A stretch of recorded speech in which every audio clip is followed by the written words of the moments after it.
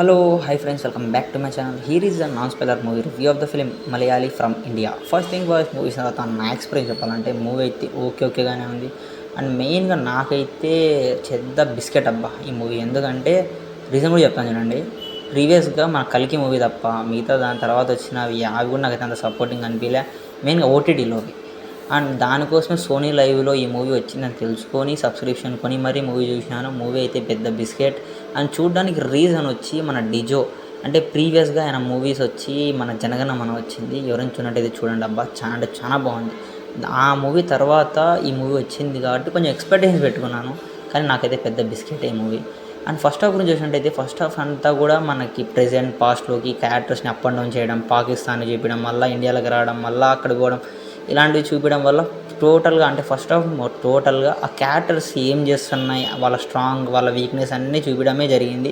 First half అంతా చాలా dramatic అబ్బా, అంత అర్థం కాదు, it's good.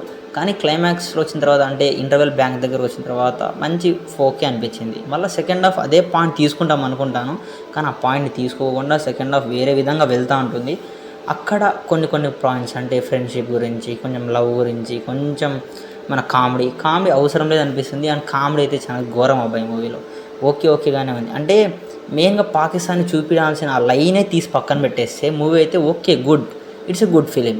And climax is satisfied. And ఆ పాకిస్తాన్ లైన్ ఏదైతే పెట్టుకున్నారో అదైతే చాలా అంటే చాలా బాగాలేదబ్బా.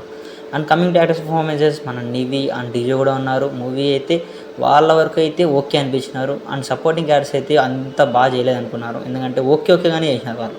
అండ్ కమింగ్ టు సాంగ్స్ అయితే అంత బాగలేవు, ఓకే అనిపించినాయి అంతే. అండ్ బీజిఎం పరిస్థితి కూడా అట్లే ఉంది. అండ్ ఇది ఫ్రెండ్స్ పరిస్థితి. అండ్ ఈ మూవీకి నేను ఇచ్చే రేటింగ్ అయితే 2.5 ఇస్తాను ఫ్రెండ్స్ 5కి.